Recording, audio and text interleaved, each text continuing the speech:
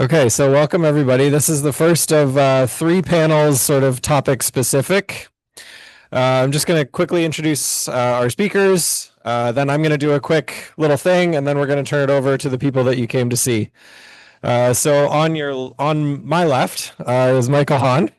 He is a demographer, University of Western Ontario, or Western University, I guess now, whose research interests intersect the areas of immigrant settlement, labor market integration, and data development. He's currently working on projects making data available for research and policy, as well as developing collaboration frameworks for municipalities and universities. Very interesting. Widely consulted by provincial and federal governments for policy advice in the areas of immigration, settlement services, Canadian labor market, and population aging. Next to him is Ted McDonald, professor of economics at the University of New Brunswick in Fredericton, and the co-director of the NBIRDT, which I believe has had a recent name change. A newly established facility on the UNB campus. His main areas of research and expertise include health status and health service use of immigrants, rural residents, minority groups, and other subpopulations, as well as an ongoing program of research on socioeconomic and demographic determinants of cancer. And he does all kinds of different topics. His CV is very varied. And last but not least, joining us online today is Gaëlle Simard-Duplain. Her research focuses on the determination of health and labor market outcomes, and she's particularly interested in the interaction of policy and family in mitigating or exacerbating inequalities through both intra-household family dynamics and intergenerational transmission mechanisms. Economic way of saying sort of within and between generations. Her work predominantly uses administrative data sources, sometimes linked to survey data, and quasi-experimental research methods. Okay. So just to kind of set the tone, because I know we're not all experts in all three of these domains, I'm going to give sort of a quick shot across some of the data issues we're facing nationally, and then I'm going to talk specifically about some of the ones facing labor and employment, but I will try to be as quick as I can. So across Canada, things that apply to all three of these panels. Some of our data issues that our speakers might touch on, but just kind of think about these throughout the day. Timely information. A lot of the micro data that we're using, a lot of the data sets we're using can be sort of 3, 4, sometimes 5, 6 years old, and that really affects the quality of the policy conclusions you can come to. One-sided information. Oftentimes when you're looking at a problem, you only have data about one side of what I'll call the market, right? So you might have data about students, but you don't necessarily have data about faculty or teachers or the school system in the same data set where you can have one side of the market talk to each other, so to speak. Sometimes you have data about employers and employees, but sometimes you only have data about employers, and sometimes you only have data about employees, and that also makes it hard to study some research question. The territories are a big void where we don't have a lot of data. Most of the surveys are the 10 provinces. They don't touch on the territories. That is a challenge because population is a little sparse in the territories. You can have to sample quite a large proportion of the population to make sort of statistically valid conclusions. But that is a key data issue that cross-cuts all of these topics. We just heard from Dr. Franks about some of the Indigenous data questions. Data aren't collected on First Nations by a lot of the Statistics Canada surveys because of reasons of OCAP and self-determination. And that's a good thing, but it also presents some challenges in terms of, studying some research questions. Harmonization.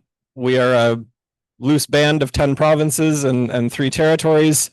They don't all collect data in the same way. They don't all collect data to the same standards with the same topics and the same sort of ideas. So what one province is measuring in one way, another province might measure in a completely different way. And you're going to hear a lot of complaints about that in health. And there's a lot more than that as far as issues across Canada, and our panelists will speak to more of those issues across the day. So just talking about the labor market specifically, for those who aren't familiar, we have some survey data. We have the labor force survey. That's the only survey that's mandatory aside from the census that Statistics Canada puts out. It's a very high quality source of data, mostly used for employment rates within the provinces, but it has a bunch of other supplementary questions. We've got tax data. We've got the T1 family file. We've got the longitudinal administrative data bank. That is a 20% sample of tax filers that stretches across time. We've got the IMDb, which I'm sure Mike Haan will speak to. That's the longitudinal immigration database. We've got the business employment. Oh no, business. What it was business and economic analytical microdata. Thanks for the save. And the business research microdata, the BRM. We've got other surveys about the labor market, the longitudinal international or longitudinal survey of adults, and the longitudinal survey of immigrants to Canada. We also have a lot of decentralized data collection. So, municipalities will have like a workforce planning or business development department, or like a downtown improvement area. They're collecting data about their businesses. They're collecting data about their local labor markets. How are those shared up or not shared up? You've got NGOs, right? Newcomer services. You've got the Canadian Federation of Independent Businesses that does an annual survey that collects data about their membership. These are all data sources that feed into the labor market, but they're sort of isolated and they're not really part of a complex data system that are really usable for research. And I've already introduced our speakers. So first off, we'll hear from Gaëlle, and I will just make sure that she is big for you so she can share her screen. Thank you. Thank you so much for the introduction. You actually touched on a lot of points that I'm going to mention, so this makes me feel like I'm on point. So my name is Gaëlle Simard-Duplain. I'm from Carleton University. I'm an early career researcher, and I work mostly with Canadian data. And like was said in the introduction, my work is really at the intersection of labor market and health outcomes. And because of my research interests, I've worked mostly with admin data, things like tax records, so the LAD, the IID, a little bit the employer-employee linked data. So you'll notice that none of these are actually traditional labor data sets, in the sense that we don't observe key things like wages or hours worked. And this colors a little bit how I approach this panel. And because I work at the intersection of labor and health, I also share some of the concerns that I'm sure panelists are going to be discussing or in the next panel on health, or the panel on health. So I'll touch very briefly on that, just to kind of mention that the silos that we have in health research, or even in education research, are also going to impact people that look at other issues like labor, because the labor market doesn't happen in a vacuum. So we want to know about people's health. We want to know how people's health is impacted by labor dynamics and things like that. So I'll just start off by kind of going relatively briefly over what I think are three opportunities for improvement in the Canadian setting for labor data. So the first one is data linkage processes. So if you've been anywhere close to data in the past 10 to 20 years, I'm sure you've noticed that there's been tremendous amount of progress in terms of data linkages, opportunities, and what's being done. Of course, it's super useful, right? Because it allows us to boost the potential of existing data sources, overcome some of the shortcomings of some data by bringing in other data sets. It's also, I think, a really neat example of stakeholder collaboration, in the sense that it's not always, but often research-led, right? So there's one team of researchers that will say, I'm really interested in this question. We need to link these two data sets. They'll bring this question to data providers, kind of initiate a linkage, building on the expertise of data providers. And then often this linkage will be kind of maintained and shared with other researchers going forward. But I think there are also important limitations in the current model that make it less useful than it could be, or that stifles a little bit innovation in terms of how we use labor data. The first one, obviously, is that the process is fairly slow and very costly, both in money and time. And this has a lot of implications, one of which is that it's not necessarily going to allow for quote unquote a fair access to these opportunities. Because early career researchers, researchers with more modest resources, are going to be less likely to engage with these new data linkages, just because they can't afford to do it, either because of time or money. I think a second limitation is that admin data is still treated largely as a secondary data source, despite the fact that it's become, for researchers, kind of a primary data source, right? So an example that I'll give is wages. So if I'm using tax records to look at employment questions, There's going to be no wage data, which is a huge shortcoming, despite the fact that things like tax records have been used for several years now by researchers to answer really important questions. And so it seems like small tweaks to these admin data sets that have another primary purpose could make them so much more useful for research purposes. And it seems like there would be opportunities for communication between the research community, the policy community, and the data providers to make those small tweaks to really be able to leverage what already exists, right? A structure that already exists for collecting data. And then the final limitation in terms of what we have for data linkage processes is that despite the fact that there's a lot of information available outside of the data provider circle, so let's say outside of governments, on the data that's available, there's still much less information outside of government for people to kind of identify the data sources that can be useful for that research or to answer their policy needs. And there's even less understanding of how linkages work and the linkage possibilities. And I think that's partly because it's, there's a bit of a silo between the people that have the data and the people that use the data.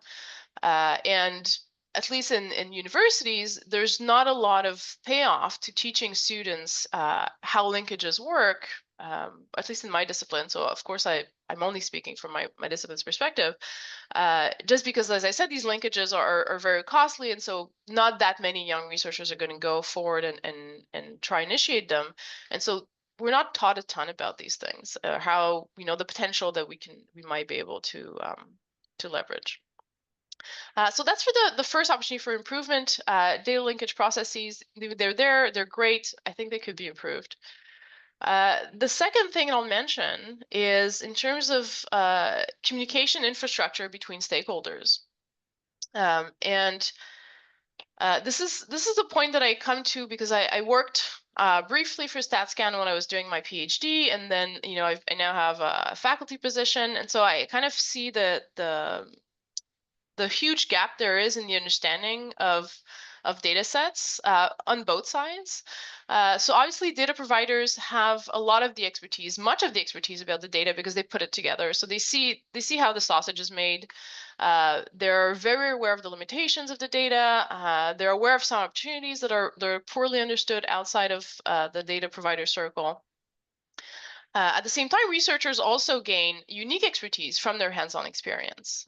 So researchers get very good at spotting potential errors in the data, at seeing opportunities, right? So things that are maybe not measured outright, but that can be used to kind of proxy for something else. But there's very limited opportunities for researchers to kind of feed back that knowledge to, or that information, or share that information, at least exchange on that information with data providers. And there's also limited opportunities to some extent for researchers to share data-specific expertise with each other. And finally, I think policymakers and government analysts are in a unique position to be able to interface between data providers and researchers, but I would say they're rather underutilized in that role, right? So policymakers are often closer to data providers in terms of their position. They also have a unique perspective on the needs that people have, or that we have kind of as Canadian society in terms of answering different questions to provide an evidence base for policy. And so they're in this really nice, neat position where they could interface between data providers and researchers to both say, like, look, I know this guy has this data, you could work with it, or the research community is interested in this question for that reason. Let's try and shape the data for that purpose. But I think they're rarely in a position where they can act as that interface to kind of its full potential. And then the third kind of opportunity for improvement, I'll really briefly mention because I suspect this is going to come up a lot in the health panel, is again this question that Grant mentioned, which is that we have all these jurisdictions, and these jurisdictions that matter for governance and policy are going to trickle down into who has which data, and there's still a lot of coarseness in how data is shared across jurisdictions, right? So labor-related data sets like tax records or EI data are often federal, not always. There's kind of labory data sets like income assistance that are held provincially, but often they're kind of more federal. And then the health data is provincial, despite a ton of work that's been done to harmonize it across the provinces. A lot of the health data still just resides in the provinces, especially if you're thinking about physician billing or pharmaceutical data. And this impacts, I think, how we think about the labor market and how we study the labor market. Because as I mentioned earlier, the labor market isn't happening in a vacuum. People's health is going to matter. How people can afford healthcare is going to matter. And then employment and employment opportunities are also going to trickle down into health. And so we want to be able to not only kind of within discipline, like within health, be able to get data across provinces, but also so that, disciplines like labor and health can talk to each other effectively. And so I think I probably have 1 minute left. So I'll just really briefly kind of suggest future directions to start addressing these gaps, or I think, what I see are opportunities to address some of these gaps. The first one would be flexibility, right? So a flexible data linkage environment. Right now it's progressed so much, but it's still very clunky in the sense that there's this linkage that exists between data sets A and B, and that linkage that exists between data sets C and D, and I can only really apply to what exists, or I have to go through this very cumbersome process of creating a new data linkage. And so I think that we should have something like a single data linkage environment with the same personal identifiers, and then in that data linkage environment, I have access to kind of all the data sets that I need, and I can link across those data sets. I don't have to apply to this data linkage and then separately to this other data linkage. And in general, I would encourage, or I would advocate for a data linkage environment or data linkage processes that encourage research-led linkages, but are really supported by data provider expertise, because there's so much expertise that is held by the data providers, but that is very hard to kind of convey just through traditional documentation like code books. And ultimately, that is motivated by policy needs. And then I'll point to the fact that we have something kind of similar to that. I think a baby version of what it could be in British Columbia called the Data Innovation Program. So I think we don't have to look very far for examples of something that would kind of improve on the system that we already have. And then my second point is about more structured stakeholder collaboration. So I participated in a call for proposals that was kind of jointly put out by the CRDCN and a sector of the government a few years ago. And this was a very eye-opening experience, in the sense that it was structured, so it wasn't relying just on existing networks, which tend to favor kind of later career researchers or researchers that had more resources to invest in those networks. It was motivated by policy needs. It was encouraging Canadian data use in innovative ways, and so I think these like structured collaborations could really help address some of these gaps that I mentioned. That's it for me. Thank you. Thank you so much, Gaëlle.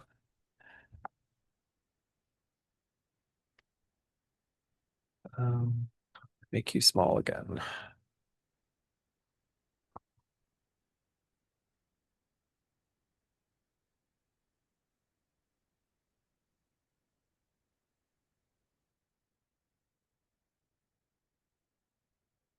You don't have to stand. You can sit if you want. I'm going to make it more. You're going to make it more awkward for me. Okay, fair enough. Fair enough. That's okay. Take it away. Is it turned on? There you go. Should be on now. All right. Good morning, everyone. My name is Ted McDonald. I'm director of our newly renamed Provincial Data Institute, Data NB.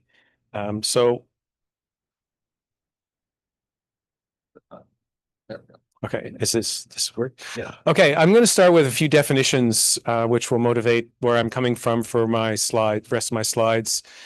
As people have already heard about this morning, administrative data are data that are collected in the course of government delivering services and administering programs. So the primary purpose of administrative data is not research.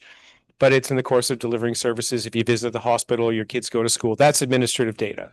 And so what we do as researchers is that we use administrative data for secondary use purposes. So we have to repurpose the use of that data for research purposes to answer our questions, recognizing that the data and the design of the system and the authorities to access the data, what you're allowed to do it, have not been designed with a research lens in mind. So a lot of what we have to do is sort of retrofit on top of existing systems to be able to unlock the potential of this huge amount of administrative data.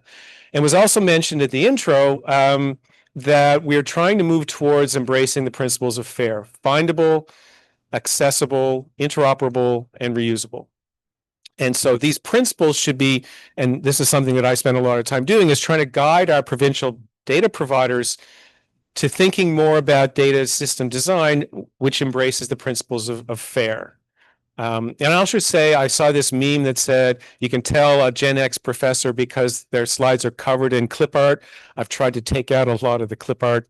We'll see how I do. Is this? No, just use the mouse. Oh, no. Will you be my assistant? Oh, no. I think we're just on. Go ahead. Shot. Great. Okay, what I'm going to focus on today, because the topic of labor market data is huge, I'm going to focus on something that I know a little bit about, and I've spent a lot of time and effort working on this, is data on occupation. So occupation is critical in our understanding of labor markets, of training and education and immigration. Skill mismatches are an ongoing issue for policymakers and employers. We see in the news all the time shortages of nurses, of teachers. This motivates a lot of what we're looking at in terms of labor market policy and immigration policy. So immigration policy designed specifically to address what we expect to be, or we think are, or we have forecast to be, skill shortages in critical occupations. And so just on the left-hand side there's a slide I took from Government of Canada. 16 new occupations now eligible for permanent residence. A lot of what immigration program is becoming is targeting specifically occupations in short supply. Are they in short supply? We see it in the news. We see it when we try and visit a GP or whatever that is. But we actually have limited amounts of data on occupation. And so the rest of my talk, I'm going to focus on that. So typical data sources, and this slide on the left, and this is for Natalie, this is a slide from the Irish labor market survey. It shows you, if you get access to some good data on labor markets, you can do lots of interesting graphics. But where do our data come from? Well, in Canada, we have the census. For every 5 years, self-reported census data. It's free form. They do some work to try and recode that. Labor force surveys have data on occupation. Those are accessible, but they're small sample. We have surveys of employers, which varies from country to country. Those tend to be self-reported. And we have things at the administrative level, such as workers' compensation claim. But there was no systematic, ongoing, rigorous collection of occupation in Canada. So I'm going to give you a couple examples of what other countries are doing. So in the United States, they do conduct an employer survey, the employment and wage estimates. They survey about 1.1 million non-farm business establishments over 3 years. So they look at 830 occupations. So that is a pretty small sample of what's total, but they structure it to try and get data. And then they produce all kinds of interesting statistics on cross-industry ownership, cross-industry occupational employment, and I've just taken a slide from one of the U.S. reports from 2024. You can see wages per hour by different occupations in different regions. So this is done, they survey a subset every year. They end up every 3 years, they survey one. So it's pretty good, but it's not comprehensive. It's not administrative data. The Germans have a different kind of approach where they have a compulsory survey of all enterprises, and employment agency business data, a company reporting to social insurance institutions. And you can see, and this is just a page from the German Federal Employment Agency, translated from the German by Google. You can see all kinds of important and interesting reports specifically on occupation. Employees by occupation, dual training in STEM professions, occupational mobility, occupational unemployment rates, labor market by occupation. So really good statistics come from a very systematic collection of occupation data when they survey businesses, but it's relying on business records and employment records. So where does that leave us in Canada? We don't have that. In our tax data, they collect industry, they do not collect occupation. We have no periodic, systematically collected source of occupation in Canada. So what can we do? And this is where I'm going to talk about what I've been leading in New Brunswick, and see, then I'm going to end. My last slide will be, here's what I think it could look like in Canada. Where do we have information, administrative data on occupation? We have it for regulated occupations. So regulated occupations are those professions and trades that are overseen by a regulatory body, almost always at the provincial level. And so the previous comment said about the fragmentation of administrative data. This is the case here as well. These regulatory bodies set standards, they enforce standards, they set educational standards, but most importantly, for this purpose, is that you have to be registered or licensed to practice in this occupation. So if I want to call myself, if I want to work as a social worker, I have to be registered as a social worker, which means my credentials have been evaluated. That is administrative data. And in Canada, and as it turns out, I don't expect you to see the details, I just want to show you the scale of this. Many of you are familiar with the Canadian Institutes of Health Information. Many regulatory authorities at the provinces report person level. I think at the moment it's de-identified, but it could be identifiable on a whole range of health-related occupations. So whether it's pharmacy technicians or opticians or genetic counselors, dietitians, nurse LPNs, RNs, and so on, that there is systematic national collection of occupational data that's already going to CIHI from the provinces. The limit is it's what is recorded. And so we don't have consistency of data standards. Some of these organizations, especially in my province in New Brunswick, it's only a few people. The reporting can be haphazard, so the data quality might not be complete. But you can see that this covers a lot of occupations. So, and you see like numbers by province. Underlying that is person level registration data. What we do in New Brunswick is, well, I run our provincial research data center. We have the authority to do data linkages. And so recognizing that we have these policy questions that come up all the time about health workforce, non-health workforce, what can we do? What shortages do we have?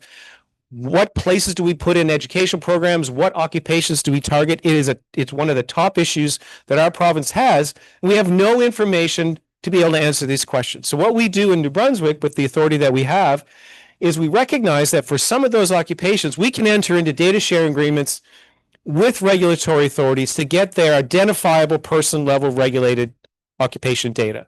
So we know who is licensed to practice as a registered nurse in New Brunswick in each year.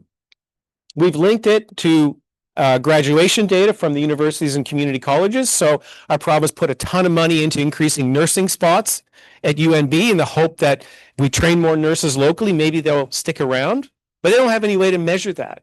But we can, if we can say we can take the graduation data, we can take the occupation data. We also have immigration data as well, so we can see who comes in as a nurse whose credentials may not yet be recognized.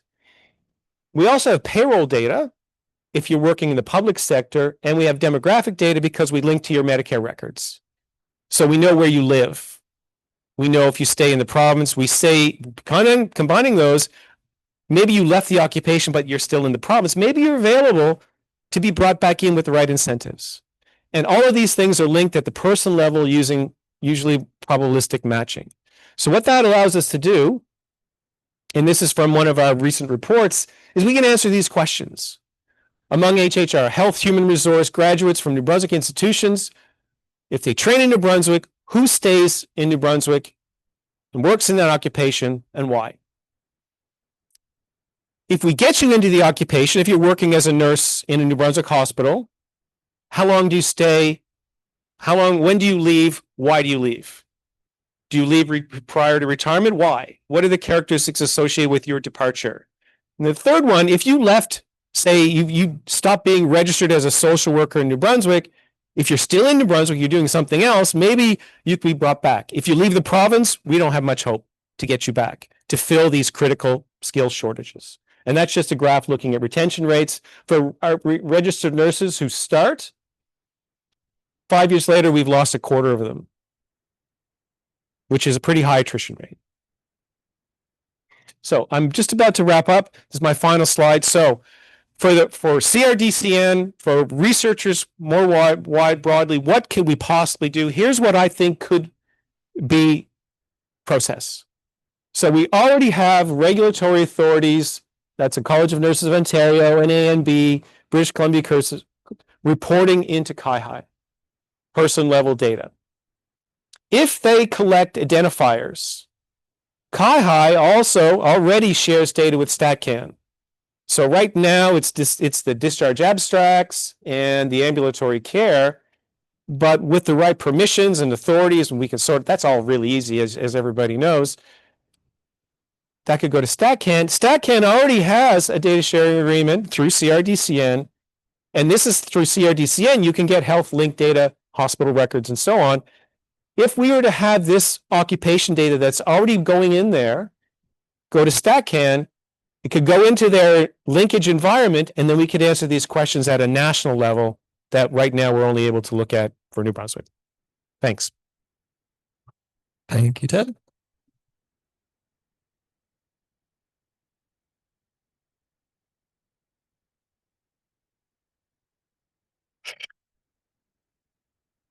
Okay.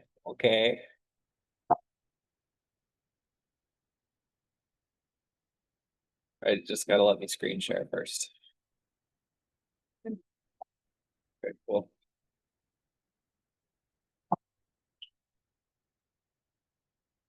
Okay, because I like Mike better, the remote's going to work for him. Good morning, everyone. Thanks for coming. I'm happy to be here. This is a topic that's kind of near and dear to my heart. I love talking about data development and what's wrong. I like to complain a lot, so you're going to hear a little bit of that today. I apologize in advance. Some of what I'm going to cover has already been covered in the other presentations, but that gives it just a bit more of an organic feel. I'm going to talk to you a little bit about what's good in Canada, because this is the CRDCN's 25th anniversary, so we should celebrate the things that are really right about it. And then we talk a little bit about things that maybe we can work on a little, and I have a few ideas for improvement, kind of like Ted did, just probably not as good as his ideas. All right, good. So the good, there's a lot going on in Canada. Federal, provincial, and increasingly municipal government departments are really excited about pushing their data out and giving us an opportunity as academics to work with these data. So we've gotten so many data sets that are coming down. As Joanne mentioned this morning, there are 300 plus data sets in the RDC network. In preparation for this talk today, StatCan keeps a page of approved microdata linkages, and I've counted that 20 alone were approved last year. Approximately half of them are germane to the labor market. So, you really have to keep up with things to know how the landscape is shifting as quickly as it is. And I think that that's a good thing. Some of these linkages, for the first time ever, have corporate information. So we know corporations, we know who's working within corporations. We can study whether or not mobility is taking place for individuals within corporations. We were never able to do that in the past. And, it's yielded some pretty interesting insights around the returns to moving across firms rather than staying within firms, et cetera. So I think, I'm not a labor economist, but I know a lot of labor economists are doing really good work in this area. Some of these linkages are becoming so big, and I'm going to show you two examples, that we don't even talk about them as data sets anymore. We're starting increasingly moving into the realm of discussing ecosystems or environments. And these environments are fantastic, but they're also a lot of work. So here's one example. This is called the Longitudinal Immigrant Statistical Environment, LIS. I got this slide from a colleague at IRCC just before the pandemic, I think maybe 2020, early 2020 or something like that. And what you see here, Grant mentioned this already, is that we have something called the IMDb, which is a repository of immigrant landing records linked to their tax returns. That's only one of these small boxes. So you look at everything that exists here in the LEAs, what you'll see is that it really almost becomes, it's starting to look more and more like that Big Brother file that the Toronto Star broke up in the early 90s. Well, it's kind of coming back now where we can learn an awful lot about individuals. So really exciting. The one problem with LEAs is that none of this currently exists. IRCC was very excited and they put the push on StatCan to make it happen. So far, to my knowledge, the only linkage in this whole environment that's been done is the 2016 and the 2021 census have been linked to IMDb. So we don't have any of this other information yet. I think the data has also been linked to IMDb, but it's not yet part of LEAs. So, this looks great and it really gets people excited and it gets people like me writing grant proposals and research data access proposals, etc. And then once everybody gets equally excited, you have to drop the news that this project is not possible.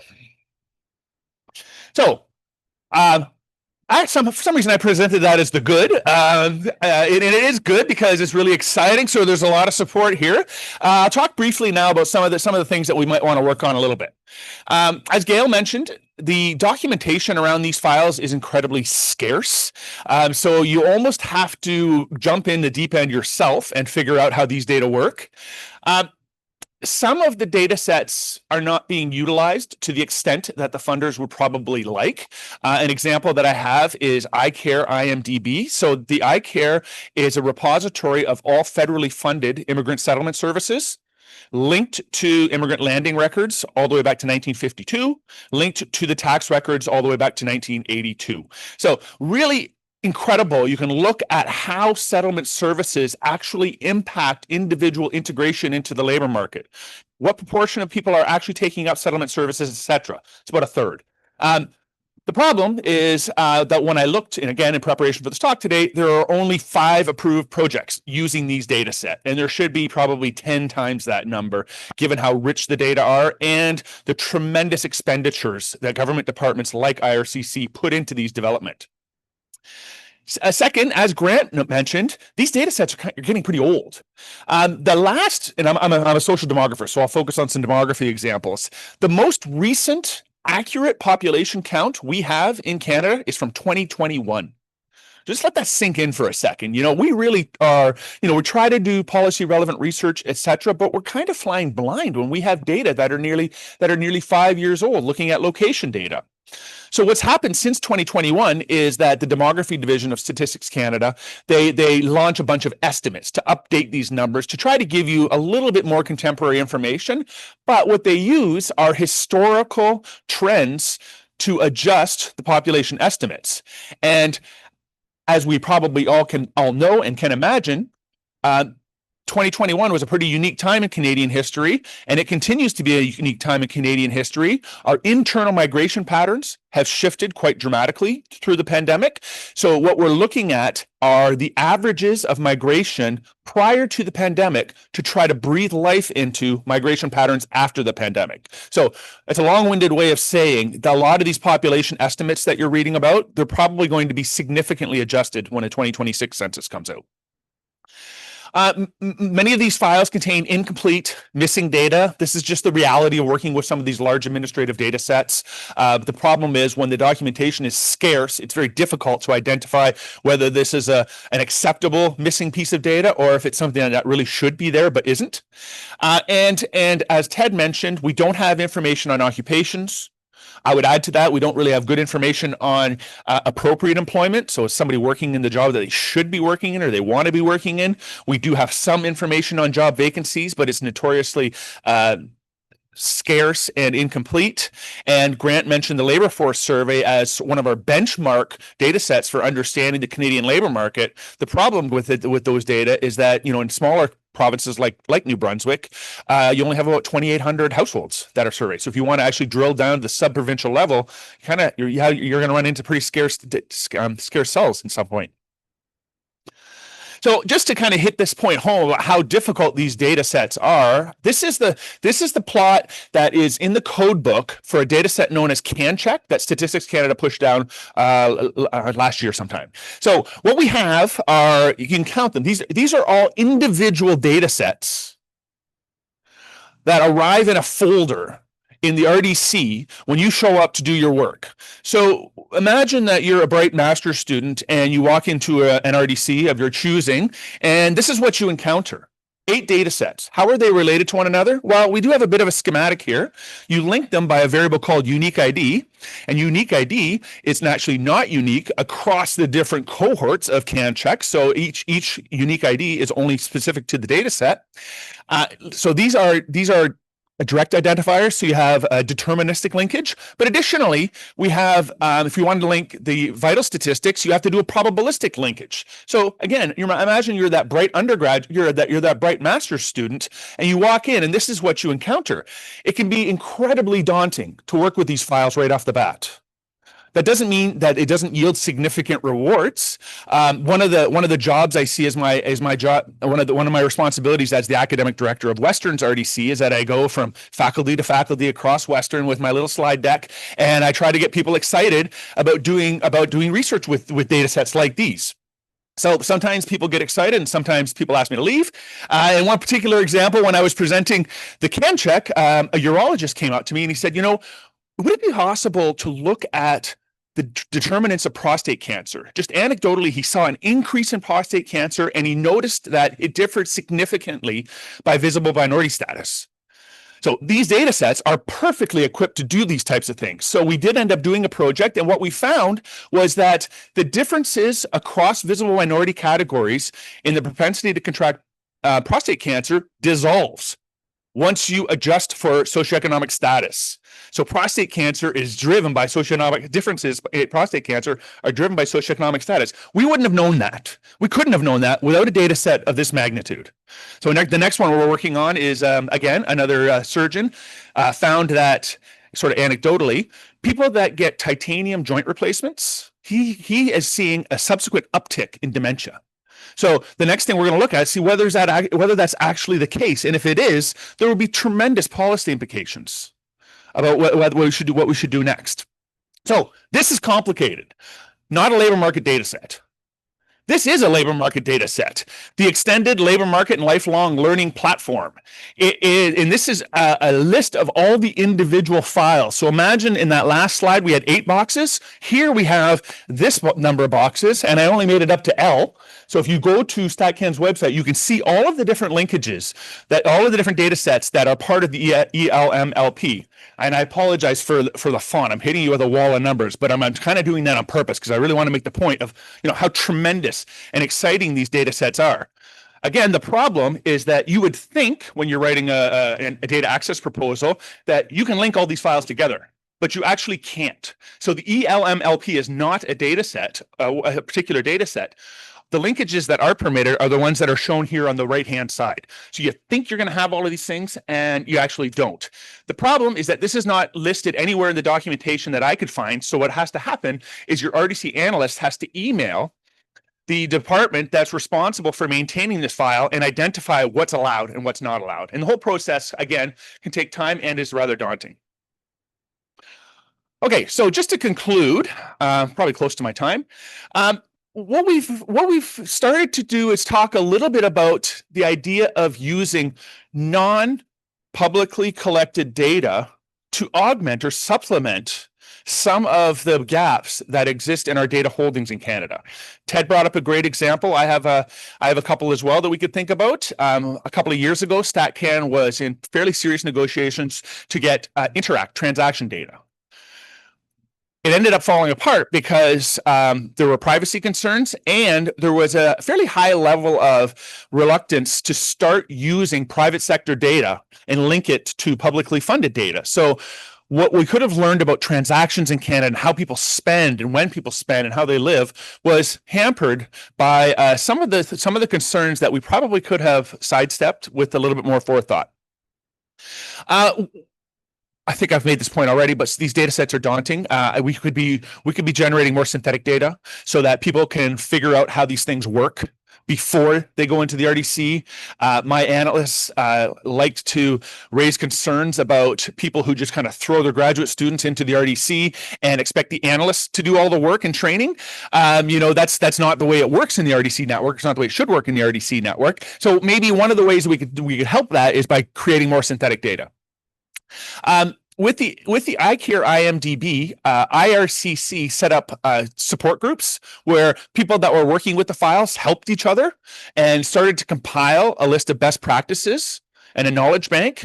I think that should be replicated more often than it is, because what it does is it allows us to learn from one another, and we don't have to constantly fall into the same pitfalls collectively if we can learn from each other. Other than that, I don't have much else to say. My last slide is just a sort of illustration of the urgency of getting some of this stuff around the labor market together.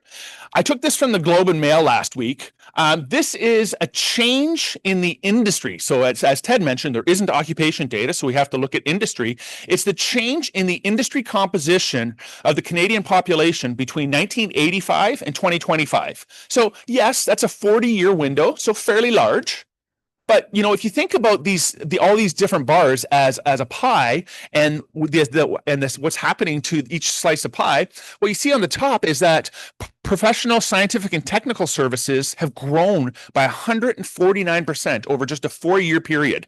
At the bottom, the number of people in the agricultural industry has declined by 72%. So there's a lot of churn happening. There's a lot of change happening. And we have data sets that help us partially understand and plan for this, but not fully. Thank you.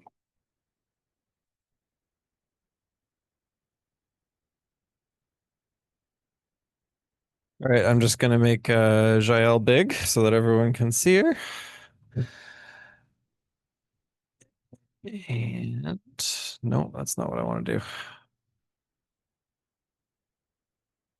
How do I unspotlight myself? Remove spotlight. There we go. All right, you're big on the screen, Gaëlle, so everyone can see you. If you are in the room and you want to ask a question, I would ask you to raise your hand so that we can run by with the microphone and make sure that the online audience can hear your question. Tess, I might get you to leave your laptop up here so I can see the chat if there's questions. Oh, there's already one. All right, well then we'll use that to get us started. Okay, so this one's more of a comment than a question. Kai did not collect data on health professionals directly. They bought data. They buy raw data from Scott's Directories, owned by IMD Health Global Corp. Okay. Ted, do you want to comment on that, or yeah?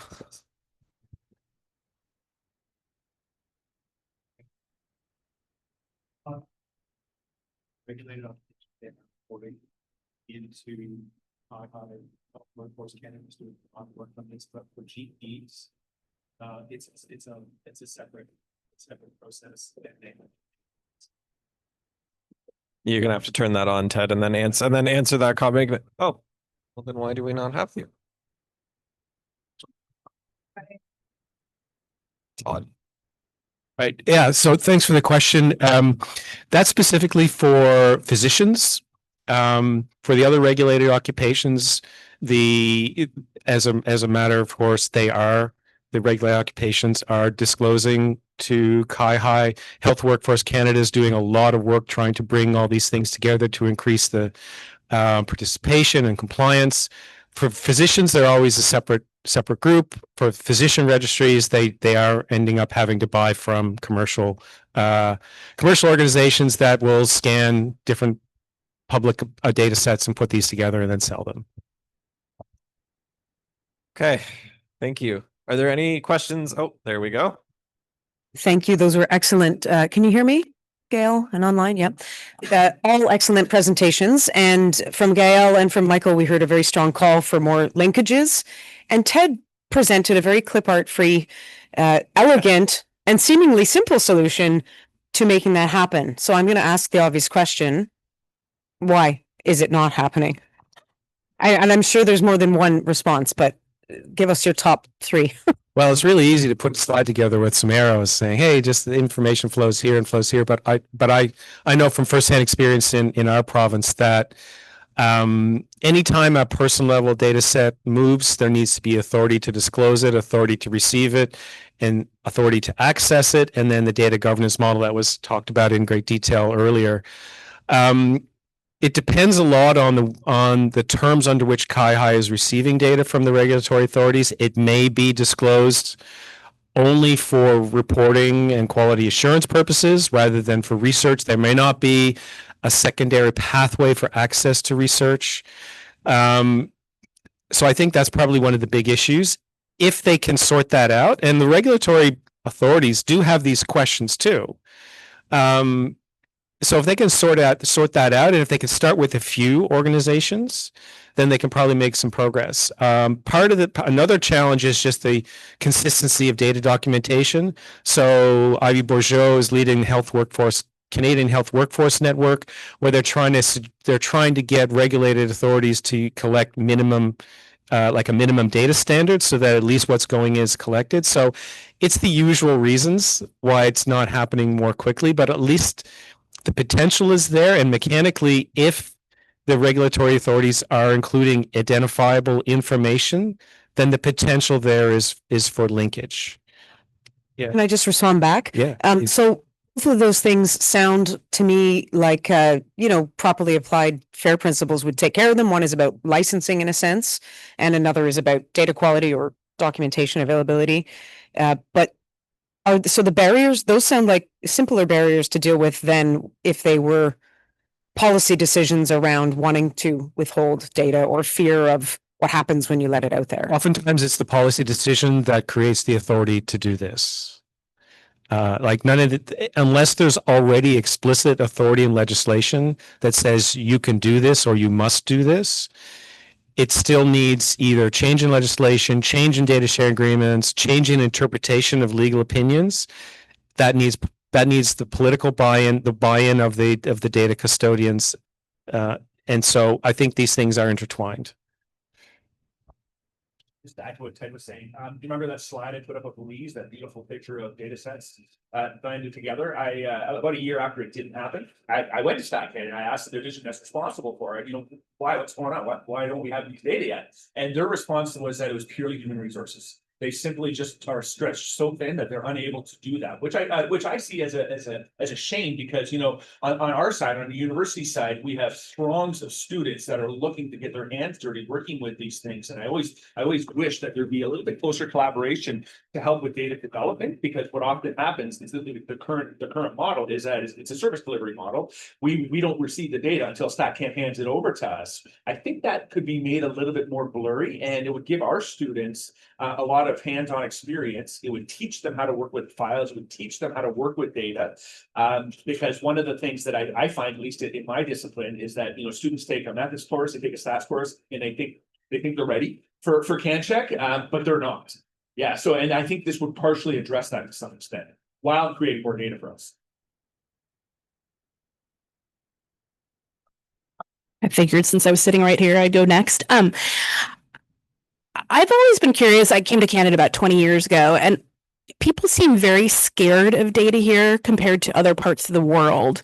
And I think that's like sort of this initial state of scared about data and now not wanting to link it, but, walking around, Google knows exactly where I've been and what I've done for the last, 10 years. And I was wondering if you got any sense, since you guys have been around for a long time, sort of like, why is that it's not uniquely Canadian, but a lot of other countries have overcome this fairly well. And we are stuck in this, we have 10 different unique IDs. And when you said that, I almost cried. I was like, yes, we do. Yes, we have, so why is this a Canadian problem, and why can't we solve it?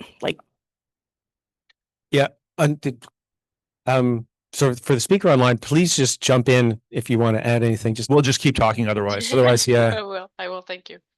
I think there are two aspects to that. One is sort of a social ethos that in North America, we don't have to show our papers when asked by police to show our papers. So there is sort of this, you need probable cause, which is unlike a lot of the case in European countries, but also I think the surveys and analysis that I've seen where they talk to people are assuming that a lot more is happening with their data than is actually happening.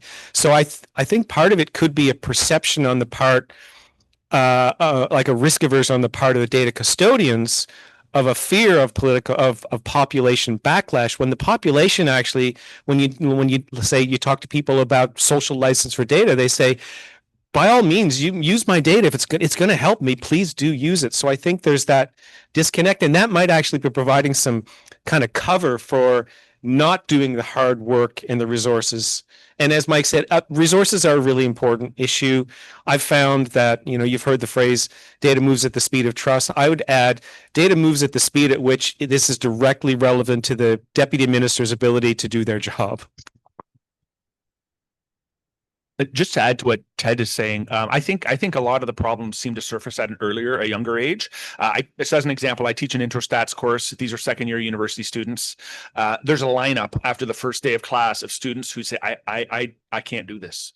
I don't like math. I don't like numbers. I'm afraid of this. The reason I took sociology is so that I wouldn't have to do this. Why are you making me do this? And So one of the things I've messed around with over the years is I make the first exam really easy because that sort of tells students they can do it. So it kind of removes that psychological barrier that a lot of students have, and then you move into the more difficult topics. And I don't know if time will tell if that's a good strategy or not. But there's a very clear and pronounced. I have 2 high school age daughters. It's there too. They are convinced that they can't do it, so that's why they don't. I think, sorry, just to add to that. So I'm a huge proponent of data linkages. I think and I agree that Canada is kind of on the extreme on the spectrum in terms of how good we feel about linkages. I think it's not entirely bad to be a bit cautious about it. I think we should keep talking about it. All stakeholders involved should be talking about it. I think it's good to be able to take a step back nevertheless and ask whether, we're doing it in a way that maintains trust and is according to what people expect from their data. So this feeds brilliantly into an online question. This is probably more for Gaëlle and Ted. But with the provincial examples that you mentioned, how did that work with the provincial privacy commissioner, and how did the discussions go? How were things framed?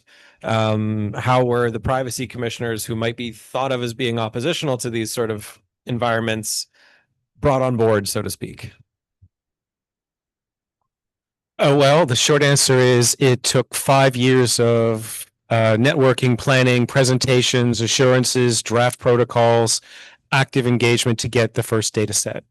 But but what I can add is that where there's a will, you need champions within government to demonstrate that this can be done respectfully of privacy, complies with legislation, and they want to make it happen. It's necessary. It's not sufficient, but if you can get their buy-in and you can demonstrate a clear use and safe stewardship of the data, eventually you can get there. Once you get there, then things can move a lot more quickly. Once you do that hard work, it's almost like the first data set is the harder. So when we came to talking to different regulatory authorities, we also have a specific legislative pathway in New Brunswick, which is specifically for research. It actually went really smoothly. There were no questions about who's going to get access to my data, what are the protocols, am I giving it to you and then I lose control of it. You have a really good data governance model, a really clearly understood data governance model that's co-developed, and you can get there. But I cannot understate the amount of hard work that goes in up front to get people onto that page. Yeah, and to add to that, my impression, so the BC data environment that I was referring to, I wasn't involved in developing, but my impression from conversations I've had with other researchers and people who work within the data initiative is that it's exactly like what Ted said, right? It requires people that are excited about data within government to kind of push this forward. And I think this goes a little bit to what some of the points that Mike has been making about how we train students, because these are the students who are going, I think training is important for two reasons here, right? These are the students some of these students are going to go and work in government. And if they arrive and they're excited about data and they understand how research works, then they can be those allies. And in turn, when you train good students, they generally make good use of data. And so you kind of maintain trust with the data providers and with the population. So I think that having those, having opportunities for training, whether that's pseudo data or synthetic data sets, or these kind of communication platforms to decrease errors, to increase replicability, I think that helps maintain the process once it's established.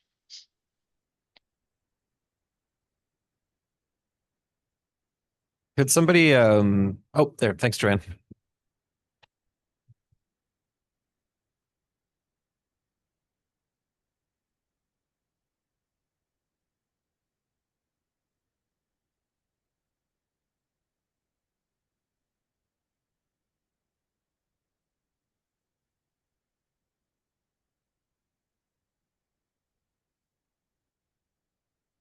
I'm sorry, I'm having trouble hearing you. Which slide are you referring to? Yeah, like I'll see.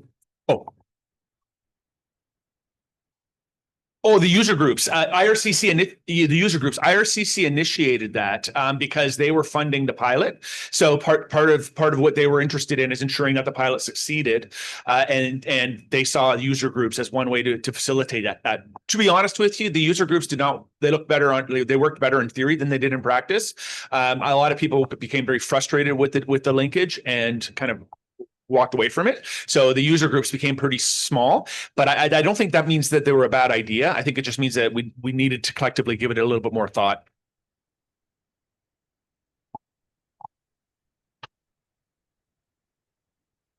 Okay, so like all my former students can attest, it sucks when I set the questions. But I guess one of the things that I'd like to hear from the panel on is, are we doing a good enough job of communicating the value of the research that gets done with data to the general public to get the buy-in? And if not, leading question, what do we need to do better and how can we operationalize that? So I don't think we're doing a very good job. If I can jump in. So I think we're not even doing a great job of having research kind of make it to the policymakers and government. So I mean, we're even like one step further away, right, from the public. And I think part of that, and I'm going to sound a bit like a broken record, is that people don't have, I mean, like what Mike said, right? Like people don't have a very good understanding of how data works. And so when you have to communicate back to the public your research findings, it's very challenging to communicate the value of a very complex data set when people panic if they see a number or a graph. And I think some of that is, we should have better education in our schools for math and stuff, which obviously is a bit out of our purview. So sorry, I was distracted by the chat. Yeah, sorry. But I think, so I think my first suggestion would be better back and forth between policymakers and researchers, or between even data providers and researchers, because I think data providers are often the ones to interface with the public when they send out surveys, or when they have this consent question about will you agree to have your admin data linked. And so I think if research just even made it back to government or back to data providers or back to policymakers, whichever level they're at, I think that would be a good first step for it to make it back to the public. Hey, Ted, wants to jump in? Yeah, I think a lot of the blame for that is on our recent academic system, where there's so much focus on staying within the academy, where are you publishing, refereed journals, impact factors, publications in academic conferences. Sometimes there'll be some policy people there, but oftentimes not. And so it's not surprising that we have the system that's focused on those things. I think things are changing. So if you have been applying to CIHR in particular, where there's a section on your knowledge dissemination, knowledge mobilization plan, it is no longer sufficient to say, I'm going to go to these conferences, I'm going to publish in these journals. They want to see impact. They want to see how what you're doing is going to have a tangible impact on policy practice, clinical practice, whatever it is, or and basically ultimately, how people are doing. So I think that it's the system that we have, and we need the right incentives to move us to worry more about these things. I worry a lot about it because government funds what I do. So everything we do has to be understandable and connect with government. And it's really just about incentives. And I think the tri-councils in moving, for all its pluses and minuses, the narrative CV, there is a lot of a focus on actual impact, which then forces you to go back to how is this going to make our world better? And that's where you have to have thoughtful knowledge mobilization plans. I agree with Gaëlle. We're not doing a good job. I would say that there are some shining lights. Ted's modest, so he won't say it, but his institute does it puts out a regular newsletter it highlights everything that they've done over the past month.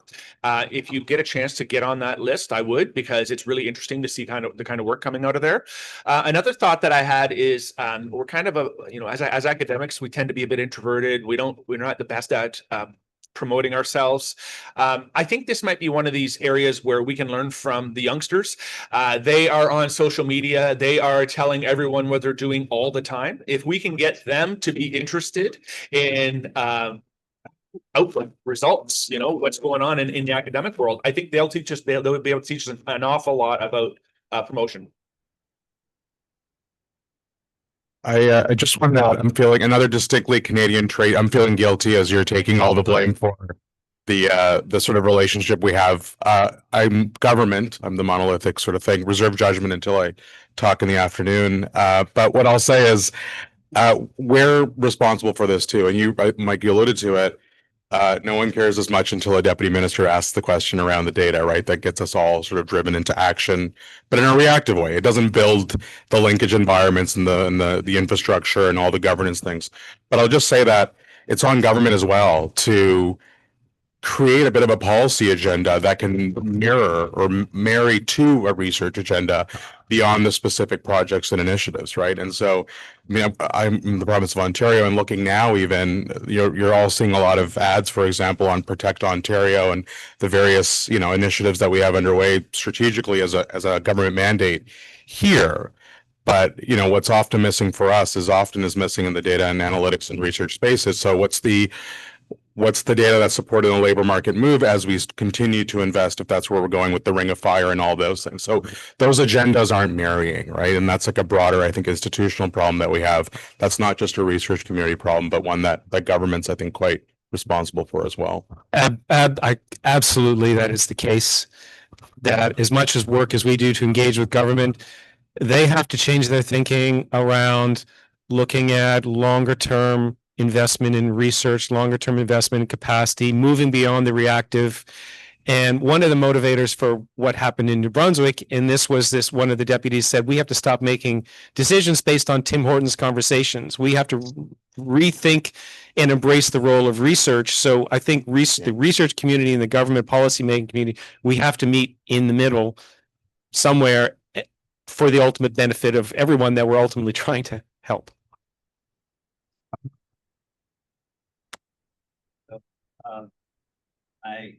I guess what I'm trying to figure out is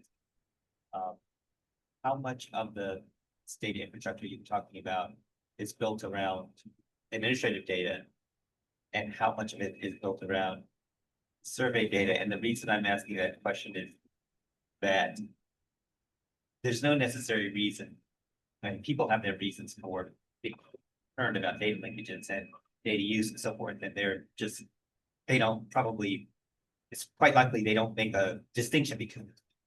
But if the question is, can we get access to every single thing a person has done in 20 different areas of their life? That's a hard sell compared to we're going to get a sample of X number of people and we're going to go deep on them. So I'm trying to figure out to what extent this discussion has been driven by or connected to the administrative data, and would those same concerns arise if we were talking about survey data, or to what extent they might be more we're interested in. Thanks. Well, one issue is that if you're going to collect a survey, whether it's a researcher collecting, qualitative survey or running an online survey or Statistics Canada or administering their surveys, there's usually consent language, there's clear authority, there's clear, okay, what are you going to do with it? Who gets to see it? How is it stored? Is it de-identified? Is it anonymized? Is it, can it be potentially linked?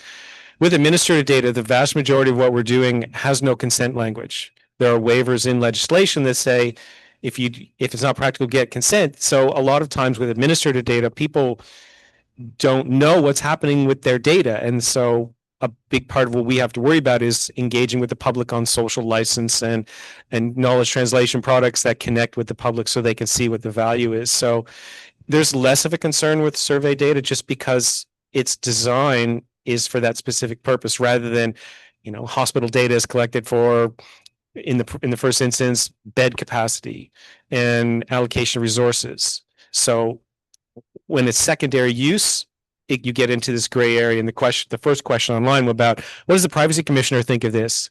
It just becomes a lot more complicated. And additionally, a lot of times, the temporal order is not right. So, the data are collected, and then we start to think about what we need to do with them and whether the legislation permits it. So there's been a lot of scurrying around. The RDC network, when it first opened, contained solely survey data. Now we see more and more administrative data coming in, and we have to kind of collectively think, okay, how much is this changing things? And the answer is quite a lot, because a lot of these data, people don't know that it's being used for research purposes. They did not consent to it being used for research purposes. So to some extent, these sorts of things have to change along the way. And I think we'll get there. People seem to be fairly willing to let their data be used, as Ted said, if it's going to help them. We just kind of think we have to do a little bit more to convince them that this is helping them. I have nothing to add. Thanks. Okay, well, that's very convenient because it is 10:55, and that concludes the first panel of the day. Thanks for the patience for everyone online. We'll get smoother as the day goes on with the little mic changes and the camera bumps and what we have. So thanks to all our panelists. This isn't an airplane. Let's do lots of applause today. So